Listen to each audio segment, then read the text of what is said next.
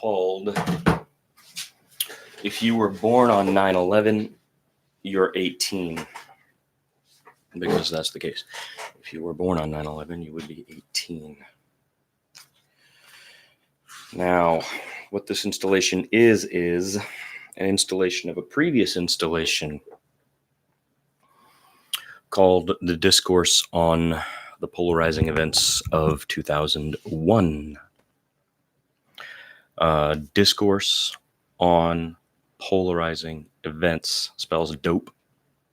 And we used to call it the Dope 2K1, just to make it simple to remember. And we used it as a file name in those days. Of course, this is 2001, so there's none of the contemporary digital media. The digital media of that time was stored on, a variety of drives, basically, if you will. What's going on? Oh, my phone is reacting. I don't know if you guys are hearing that. Maybe I'm the only one hearing it. Oh, yeah, I hear something. I'm supposed to be hearing what you're hearing, so.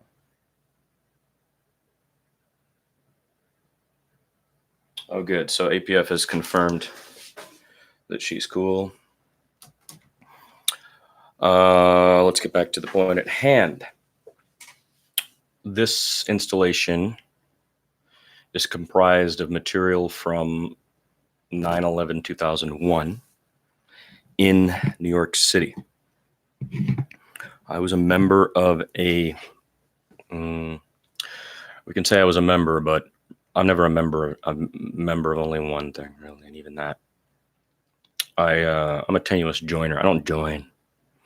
But I assisted from the outside and was there definitely at the birth of it. And in fact, the phone number of that place was my first phone number in New York, Brooklyn. And we were all there when it was happening. And as artists met and decided we were going to make different things, and I decided to make a composite type of thing, which was I wanted to work with a couple of others, and we would collect as much material as we possibly could about what people were saying at the time and what was being put out in national and international media at the time as well, in valent balance. So the question then became, where it was going to go.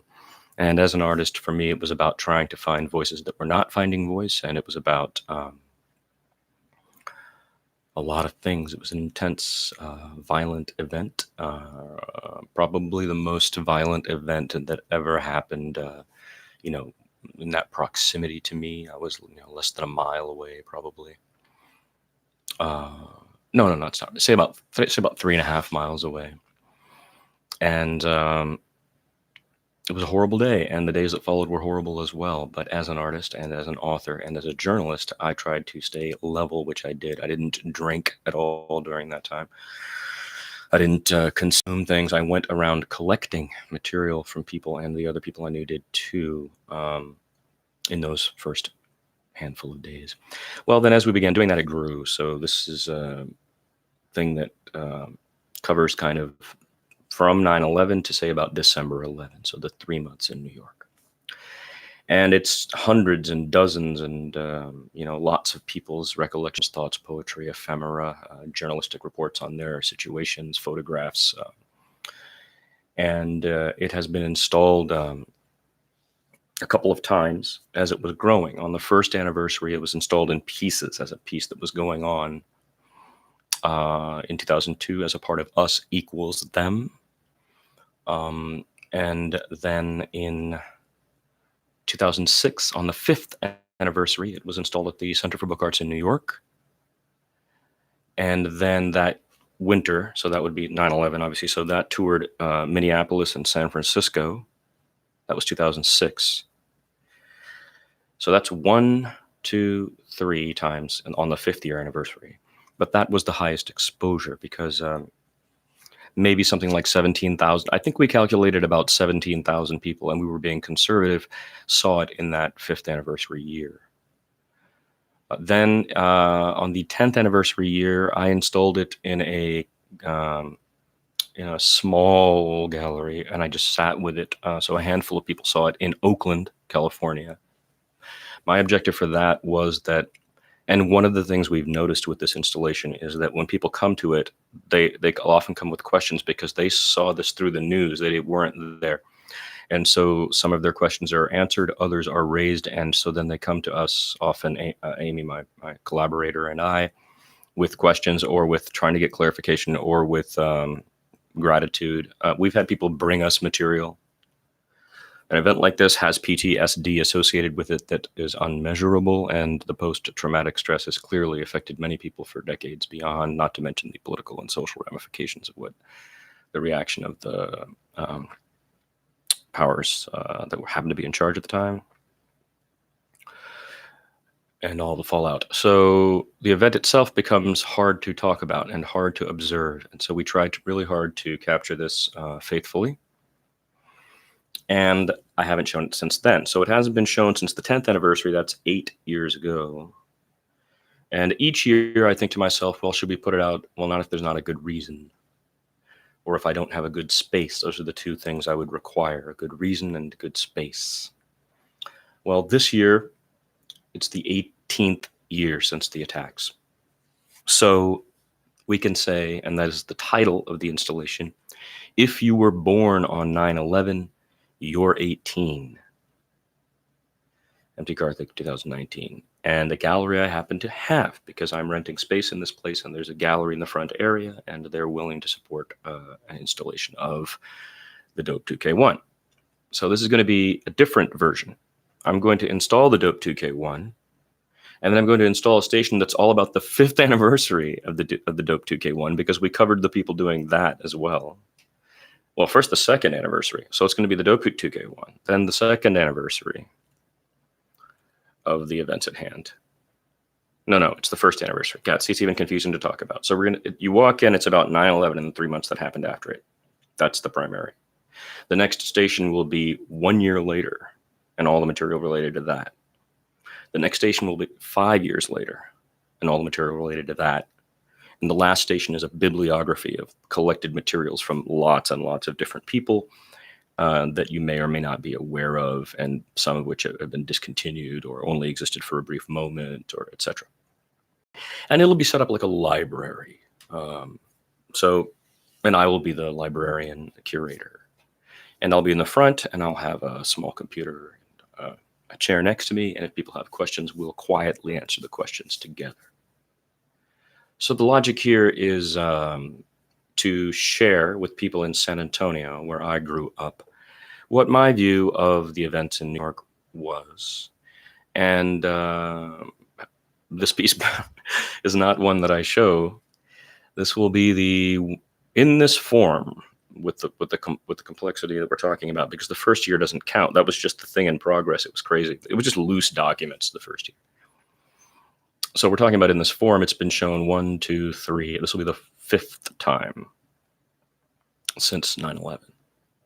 Because this is not material you can chat about in an arty way or in a political way or in a social way. It's very heavy, somber, violent, tragic, sad, painful stuff. It's not for everybody. So I'm going through the discs now, and I found we did a performance piece that traveled the country right immediately after, and the title of it was Even the Birds Were on Fire. So that's the audio from that. And that's going to be with me in there, and we're going to be playing that. So I'm pulling CDs out of here to see which ones are related to 9/11. I have a huge stack. This is all... There's some archival material that's loose. I have a lot of archival material like this that's super organized, but there's some that's pretty loose. And I was thinking it'd be cool to have some audio to play during the thing. And so I'm looking for material that's specifically related to the events at hand here on Little Perch Live today. I am NTK on the MIC. We're talking about a 9/11 installation that I'll be doing. It's kind of private, but I'll be, I'll leave this running, and we'll have a little... live stream going that day, which I think could be cool. And people can chat if they want at that time. I may or may not be able to talk to you because I'll be talking to people in the room, but these are all dot wave data from the radio station. Oh, the Baraka's on here. We need that. Oh, that's interesting. Autumn of the Void.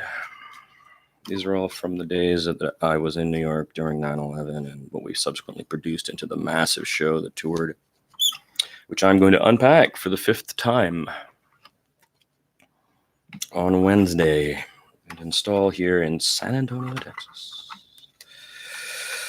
which I am nervous about, but I'm excited about. I grew up here. I don't know if the people here understand much about what I'm doing or whether it makes sense to them or anything, but I don't care.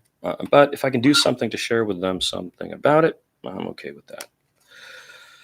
In the end, it's supposed to be all for everybody, right?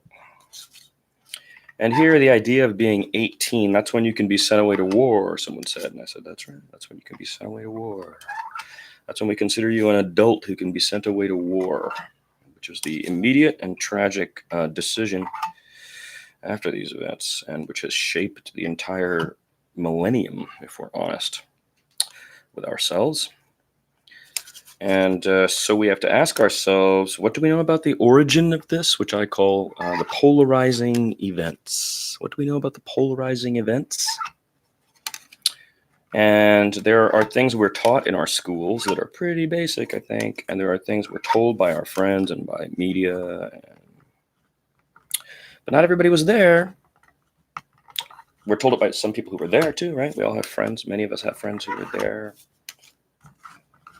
So this is not there's no money being made from this. This is not about my viewpoint or any of the people in the piece's viewpoint. It's about viewpoints that existed at that time.